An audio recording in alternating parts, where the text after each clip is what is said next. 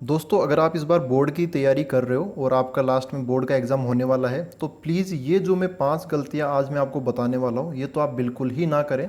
क्योंकि मैंने देखा है कई बच्चों को ये मैंने गलतियाँ बताई और उन्होंने अगर इनको एलिमिनेट किया है, ये गलतियाँ नहीं दोहराई, तो उनको मैंने कभी भी ये बोलते नहीं सुना कि इस बार मार्क्स कम आए या फिर इस बार तो ख़राब हो गया पेपर। और उनके मार्क्स आते भी हैं तो काफ़ी अच्छे मार्क्स उनको मिलते हैं। तो प्लीज़ इस वीडियो को आप पूरा देखें और ऐसे ही वीडियोस और भी मैं आपके लिए लाता रहूँगा, तो इस चैनल को प्लीज़ सब्सक्राइब ज़रूर करें।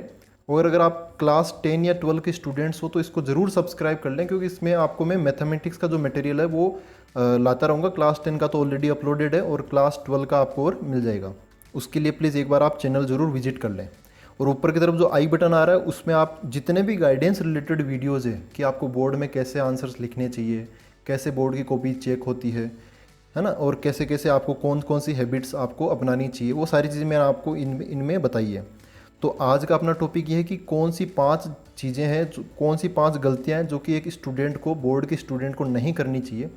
दोस्तों, पहली गलती है ये है कि सिलेबस नहीं पढ़ना। वो पूरा सिलेबस जानते नहीं है कि क्या आने वाला है। होता क्या है कि जैसे ये जो कोरोना का टाइम आया था, उस टाइम ये जो सिलेबस चेंज हो गया, रिड्यूस हो गया।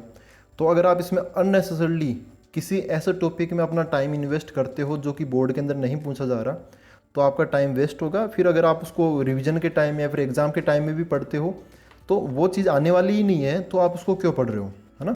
आफ्टर ऑल मैटर क्या कर रहा है यहाँ पर, हमें मार्क्स मैटर कर रहे हैं। एक अच्छा रिकॉर्ड होने के लिए एक अच्छे मार्क्स होने ज़रूरी है। तो उसको कैसे ला सकते हो, और ये स्ट्रेटजी है। यहाँ पे ओनली मार्क्स ही मैटर नहीं करेंगे, ऑब्वियसली लाइफ में बहुत सारी चीज़ें मैटर करती है, लेकिन एक जो स्ट्रेटजी होती है ना, कोई सा भी एग्ज़ाम हो, सिलेबस उसका सबसे पहले हमें देखना चाहिए। तो सबसे मेन चीज़ क्या है, सिलेबस। वो आपको कहीं ना कहीं जो ऑफिशियल वेबसाइट होती है वहाँ पर आपको ज़रूर मिल जाएगा, या फिर आप अपने टीचर से पूछ सकते हो। तो सबसे मेन चीज़ क्या है, सिलेबस। दूसरी मेन चीज़ क्या है, बच्चे ये गलती करते हैं कि जो प्रीवियस ईयर्स के पेपर्स होते हैं ना, वो नहीं देखते। उसमें होता क्या है कि वो डायरेक्ट बोर्ड का ही पेपर देखते हैं। आजकल तो प्री बोर्ड होने लग गया, तो उससे काफ़ी मदद मिलने लग गई। लेकिन फिर भी एक कॉन्फिडेंस बूस्ट करने के लिए आपको पुराने सालों के जो पेपर्स होते हैं वो ज़रूर देखने चाहिए। बच्चे ये गलती करते हैं, पुराने सालों के पेपर देखते नहीं हैं और उनका फिर ऐसे काफ़ी घबराए घबराए घूमते हैं एग्ज़ाम से पहले कि पता नहीं कैसा होगा, इस बार तो तैयारी है ही नहीं, इस बार क्या मतलब पहली बार ही अगर दे रहे हैं तो फिर तो पहली बार ही है, कि मतलब एकदम घबराहट सी हो रही है, ऐसे ऐसे बोलते पाए जाते हैं वो। तो उनके लिए सबसे बढ़िया तरीका है कि एक बार आप पुराने सालों के पेपर देख लो ना, तो आपका कॉन्फिडेंस बहुत अच्छे से बूस्ट होता है। आपको बहुत आसान होते हैं बोर्ड के पेपर, इतना बहुत मुश्किल नहीं होता, है ना। तो अपने कॉन्फिडेंस को बूस्ट करने के लिए पुराने सालों के पेपर्स देख लेने चाहिए। बच्चे ये गलती तो बहुत ज़्यादा करते हैं एक्चुअली, उनको पता नहीं होता कि पुराने सालों के पेपर्स कैसे मिले जाते हैं। लेकिन आजकल तो इंटरनेट का ज़माना, तो आप आसानी से पुराने सालों के पेपर्स डाउनलोड कर सकते हो। तो प्लीज़ ये गलती आप मत दोहराना। मोस्ट ऑफ द स्टूडेंट्स ये गलती करते हैं। उनके पास में बस एक बुक होती है, कुछ सैम्पल पेपर होते हैं, प्री बोर्ड के पेपर मिल जाते हैं, लेकिन पुराने सालों के पेपर्स ऐसे जनरली नहीं मिलते। कई बार मिल जाते हैं लेकिन जनरली नहीं मिलते। तो ये गलती आप मत दोहराना। उससे एक कॉन्फिडेंस बूस्ट मिलता ही मिलता है। आपको समझ में आता है कि हाँ यार, इतने आसान क्वेश्चन पूछे जाते हैं, तो आपको मतलब तैयारी करने में भी फिर बहुत मज़ा आता है। दोस्तों, अगला और सबसे मेन पॉइंट ये है, रिवीजन ना नहीं करना। सबसे मेन पॉइंट मैं इसी को मानता हूँ। कोई सी भी एग्ज़ाम हो, बोर्ड की हो या फिर ऑब्जेक्टिव टाइप के एग्ज़ाम हो या फिर नीट हो या आईआईटी जेईई, कोई सा भी एग्ज़ाम हो, अगर जब तक आप रिवीजन नहीं करोगे तब तक आप कितना भी पढ़ लो, एक चीज़ को आप एक बार पढ़ लो, फिर भले आप 10,000 किताबें पढ़ लो, आपको कुछ भी मतलब आप जब वापस पूछा जाएगा ना, तो आपके मतलब कई बार होता है ना कि हम आंसर लिख रहे हैं लेकिन आप बस पेन नहीं चल रहा।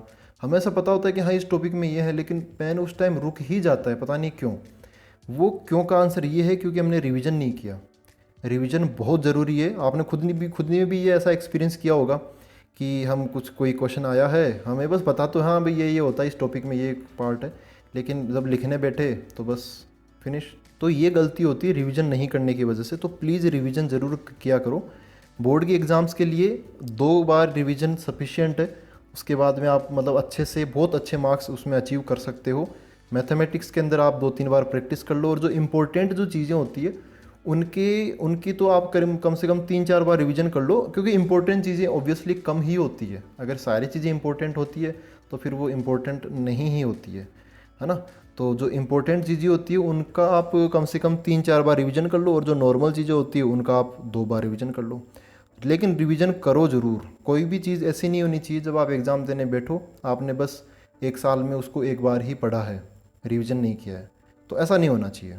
दोस्तों अगली चीज़ है, ये एग्ज़ाम दिनों में बहुत ज़्यादा होती है। पेपर लीक होने की जो अफवाह होती है ना, वो बहुत, एक तो मोरल डाउन कर देती है। दूसरी चीज़, मान लो कोई ऐसे आपका दोस्त आके बता दे कि यार ये जो क्वेश्चन है ना ये पक्का आएगा, पेपर लीक हो गया, ऐसे ये क्वेश्चन आएगा ही आएगा, और वो क्वेश्चन मुझे नहीं लगता वो क्वेश्चन फिर आता है ना। फिर ना तो वो क्वेश्चन मिलता है, ना ही फिर वो दोस्त मिलता है।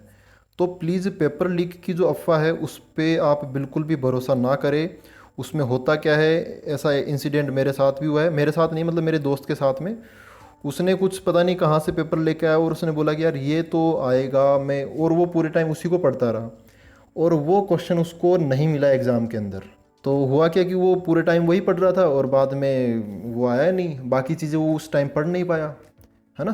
तो ऐसे मतलब दिमाग में ऐसा हो जाता है कि यार ये जो क्वेश्चन है ना इससे रिलेटेड सारी चीज़ें देख लूँ, लेकिन फिर वो उस क्वेश्चन से रिलेटेड ही सारी चीज़ें देखता है और बाकी चीज़ें वो नहीं देख पाता। तो वो जो और भी इम्पोर्टेंट जो चीज़ें होती है, जो जनरल चीज़ें होती है, वो फिर बहुत इंपॉर्टेंट चीज़ें भी वो छोड़ देता है।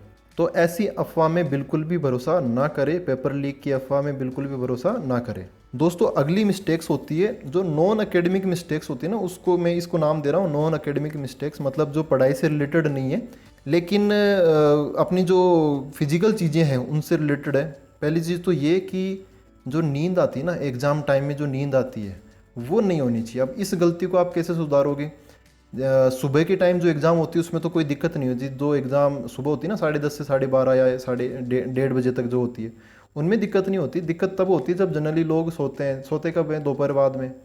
तो उस टाइम आपको नींद नहीं आनी चाहिए एग्ज़ाम टाइम में। उसके लिए आप क्या किया करो, नींद रेगुलरली दोपहर बाद कब आती है? जब आप रोज़ाना सोते हो तब। लेकिन अगर आप 2-3 दिन दोपहर बाद में नहीं सोते हो तब कोई दिक्कत नहीं है। उसके लिए आप एग्ज़ाम से लगभग 1 वीक पहले ऐसी आदत ज़रूर बना लें। अगर आप नहीं सोते तो बहुत ही बढ़िया, लेकिन अगर आप दिन में सोने की आपकी आदत है तो एग्ज़ाम से 1 सप्ताह पहले ऐसी आदत बना लें कि दिन में, जैसे समझो कि आपका एग्ज़ाम होना है 2 से लेकर 5 बजे के बीच, तो 2 से 5 तो बिल्कुल ही ना सोए। उस टाइम आप कुछ न कुछ ऐसा इनोवेटिव काम करें कि उस टाइम आपकी एनर्जी लेवल बहुत हाई हो, ताकि अगले दिन जब आप एग्ज़ाम देने बैठो तब आपका उस टाइम भी एनर्जी लेवल हाई हो।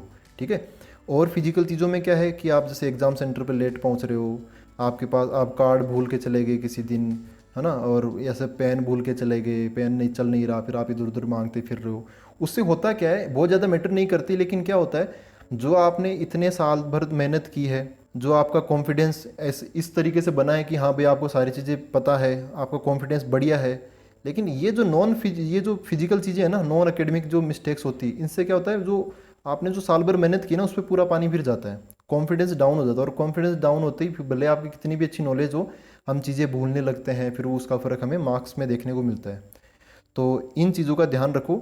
इन जो पढ़ाई से रिलेटेड, जो सीधी पढ़ाई से रिलेटेड नहीं है ना चीज़ें, इनका फ़र्क पढ़ाई पे मत आने दो। तो आई होप ये आपको समझ में आ गया कि आपको कौन कौन से मिस्टेक्स नहीं करनी है। अब मिलते हैं हम अगले वीडियो के अंदर।